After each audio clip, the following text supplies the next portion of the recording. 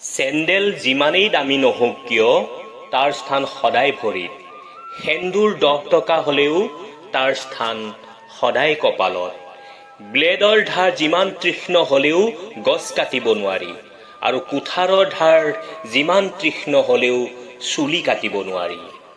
ইয়াৰ পৰা বুজা যায় যে যিয়ে যি কাম নকৰক কিয়, যিয়ে যি স্থানত আছে তেওঁক কেতিয়াও সৰু চকুৱে চাব নালাগে, ঠাট্টা কৰিব নালাগে। কাৰণ নিজৰ নিজৰ স্থানত সকলোৰে মূল্য আছে। এটা কথা সদায় মনত ৰাখিব, নিমখত কেতিয়াও মাখি নপৰে, মাখি পৰে মিঠাইত। জীৱনত যিমানেই ধুমুহা নাহক কিয় কেতিয়াও নিৰাশ নহ'ব, কাৰণ জীৱনটো সদায় একা বেকাকৈ চলে। চিধা ৰাস্তাত কেতিয়াও জীৱন নচলে। ইচিজিৰ চিধা লাইনৰ অৰ্থ হ'ল মৃত্যু। কি আচৰিত কথা নহয়নে? যিয়ে মদ বিক্ৰী কৰে তেওঁ এঠাইত বহি থাকে, আৰু যিয়ে গাখীৰ বিক্ৰী কৰে ঘৰে ঘৰে যাব লগা হয়। বৰ্তমান সময়তো সমাজত ভাল কামতকৈ বেয়া কামৰ মূল্য যেন বেছি। গাখীৰৱালাক সোধে পানী মিহলাইছা নেকি, কিন্তু মদত আকৌ পানী মিহলাবলৈ পানীৰ বটল বেলেগকৈ কিনি লয়। কাৰোবাক যদি আপুনি জানুৱাৰ বুলি কয় তেতিয়া খং উঠে, আৰু যদি বাঘৰ পোৱালি বুলি কয় তেতিয়া বুকু ফুন্দাই থাকে। কিন্তু দুয়োটাইতো জন্তু। এবাৰ এজন মানুহে এজন জ্যোতিষীৰ ওচৰলৈ গৈ ক'লে, মোৰ ভৱিষ্যতটো চাই দিয়ক। জ্যোতিষীয়ে হাতখন চাই ক'লে, আপোনাৰ চকুৰ আগত আপোনাৰ বংশধৰ সকলো মৰি শেষ হৈ যাব। মানুহজনৰ বহুত খং উঠিল। তেওঁ জ্যোতিষীজনক বেয়াকৈ ক'লে, আৰু তাৰ পৰা গুচি গৈ বেলেগ এজন জ্যোতিষীক ভৱিষ্যত চাবলৈ ক'লে। এইবাৰ জ্যোতিষীজনে ক'লে ঠিক একেই কথাকেই আন এটা ৰূপত। তেওঁ ক'লে, আপোনাৰ আয়ুস বহুত দীঘল, আপুনি আপোনাৰ বংশৰ সকলোতকৈ দীৰ্ঘজীৱী মানুহ। মানুহজনে জ্যোতিষীক এটা প্ৰণাম কৰি শকত ধনৰ টোপোলা এটা আগবঢ়ালে। মই জানো আপুনি সত্য, আৰু আপোনাৰ কাৰো প্ৰতি বেয়া ভাৱ নাই, কিন্তু কথা কোৱাৰ ধৰণৰ বাবে আপুনি বহু ঠাইত লজ্জিত বা আনৰ মনত বেয়া হ'ব লগা হয়। দুখন হাতেৰে 10 জনক মাৰিব নোৱাৰি, কিন্তু 2 হাত জোৰ কৰি একেবাৰে হাজাৰ হাজাৰ জনৰ মন জয় কৰিব পাৰি। প্লেনিং কৰি কাৰোবাক ঠগোৱাটো সহজ, কিন্তু প্লেনিং কৰি কাৰোবাক ভাল পোৱাটো সকলোতকৈ কঠিন।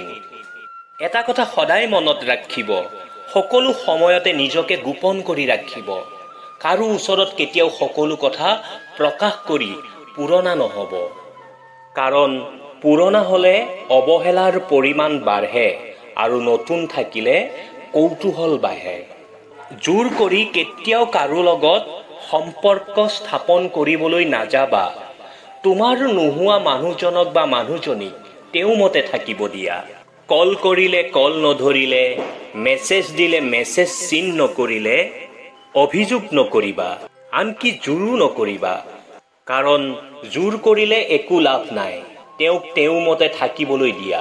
বিৰক্ত কৰাৰ কোনো দৰকাৰ নাই। তুমি তোমাৰ মতে থাকা, মনে মনে চাই থকা তেওঁক তোমাৰ দৰকাৰ হয় নে নহয়। মনে মনে বুজিব শিকা তুমি তেওঁক কিমান প্ৰিয়। যিয়ে ভুল দেখিলে এৰি যায় তেওঁ ভালে থাকিব আহে, আৰু যিয়ে ভুল দেখিলে শুধৰাই দিয়ে তেওঁ সঁচাকৈ ভাল পায়। কিছুমান মানুহ আমাৰ জীৱনত স্মৃতি হৈ থকাই ভাল। আমাৰ জীৱনত যদি সেইবোৰ মানুহ আহে তেতিয়াহ'লে অশান্তি হোৱাৰ প্ৰচুৰ সম্ভাৱনা থাকে। য'ত মোৰ আত্মসন্মানৰ মূল্য নাই মই তাৰ পৰা দূৰত গুচি আহোঁ। সেইটো যিমানেই কষ্টকৰ নহওক কিয়, জীৱনত কিছু মানুহৰ ভূমিকা ইমানখিনিয়ে। শিকিলো, চিনিলো, জানিলো। তিতা মিঠা যি অভিজ্ঞতাই হওক জীৱনত কেতিয়াবা নহয় কেতিয়াবা কামত আহিব। জীৱনত কেতিয়াবা এনে মানুহ আহে যাৰ ঘৰত এবাৰ নগলে, এবাৰ কথা নাপাতিলে বা ফটোখন এবাৰ নাচালে গোটেই পৃথিৱীখনকেই যেন আধৰুৱা লাগে। কিন্তু এতিয়া সেই মানুহজনৰ লগত মাহৰ পিছত মাহ কথা নাপাতিলেও একো অনুভৱ নহয়। ৰাতি কোনোবাই ভাল পোৱা মানুহজনৰ লগত হাঁহে, আৰু কোনোবাই উচুপি উচুপি কান্দে। এয়াই হ'ল জীৱন। বিয়া সেইজনক কৰিবা যাৰ এই তিনিটা গুণ আছে। 1. যাৰ চেহেৰাতকৈ মনটো বেছি সুন্দৰ। 2. যাৰ পিতামাতা আৰু বংশ পৰিচয় ভাল। 3.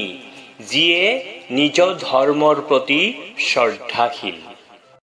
মানুহে সুখ পাবলৈ কাপোৰ বদলায়, ভোজন বদলায়, ঘৰ বদলায়, মিতিৰ কুটুম বদলায়, কিন্তু তথাপিও দুখত থাকে। কিয় জানেনে? মানুহে নিজৰ স্বভাৱ নবদলায়। পানীৰ সোৱাদ তেতিয়াহে লোৱা যায় যেতিয়া আপুনি পিয়াহত থাকে। ঠিক তেনেকৈ এজন সঁচা হৃদয়ৰ মানুহৰ প্ৰেম আৰু মহত্বৰ বিষয়ে তেতিয়াহে জানিব পাৰিব যেতিয়া আপুনি অকলশৰীয়া হৈ যায়।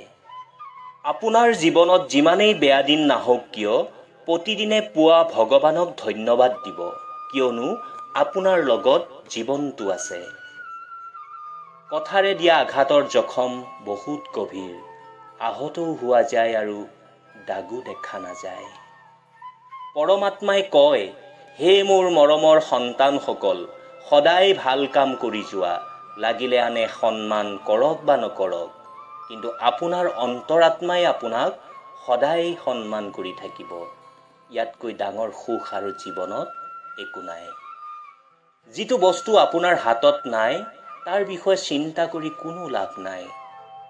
সাহস নেহেৰুৱাব, এতিয়াও বহুত কাম কৰিবলৈ বাকী আছে।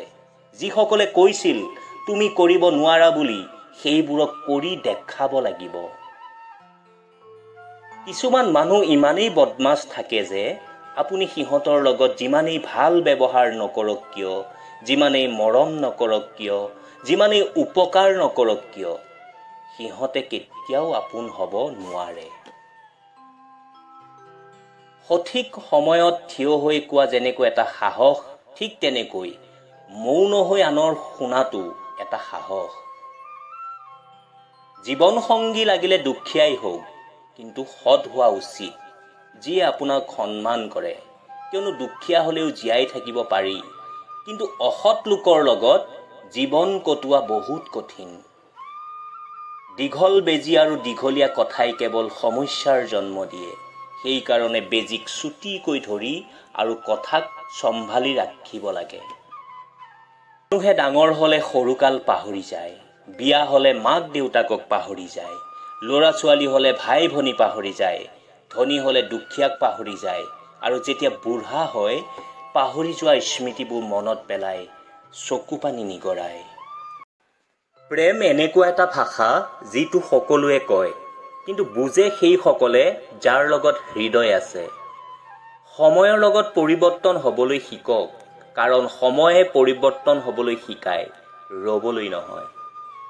মানুহৰ সকলোতকৈ ডাঙৰ মূলধন হৈছে ভাল বিচাৰ, কিয়নো ধন আৰু বলে ভুল ৰাস্তাত নিব পাৰে, কিন্তু ভাল বিচাৰে সদায় ভাল কাম কৰিবলৈ প্ৰেৰণা দিয়ে।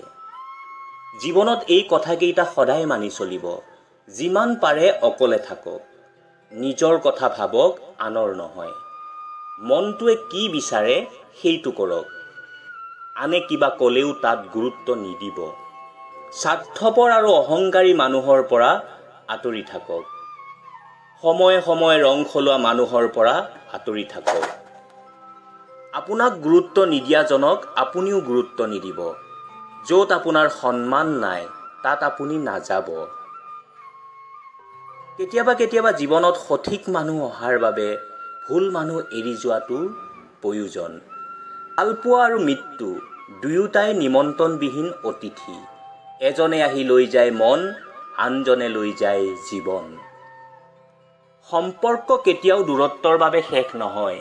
সম্পৰ্ক শেষ হয় এক পক্ষৰ প্ৰয়োজন শেষ হোৱাৰ বাবে। মানুহক দায়িত্ববোধ শিকাই দিব নালাগে, পৰিস্থিতিয়ে মানুহক দায়িত্বশীল বনাই দিয়ে। অতীতৰ স্মৃতি আৰু ভৱিষ্যতৰ চিন্তাই মানুহৰ আধা জীৱন নষ্ট কৰে। আচলতে আবেগ লুকাই ৰাখিব লাগে, অতি আবেগে মানুহক আগবাঢ়িব নিদিয়ে। কোনো কাৰো বাবে যোগ্য নহয়, যোগ্যতা বিবেচনা কৰি ল'ব লাগে। গাৰ বৰণে সৌন্দৰ্য বুজাই, আচৰণে বুজাই ব্যক্তিত্ব। হাঁহিৰ পিছফালে থকা দুখ, খঙৰ পিছফালে থকা মৰম, মৌনতাৰ পিছফালে থকা কাৰণ বহুতে বুজি নাপায়।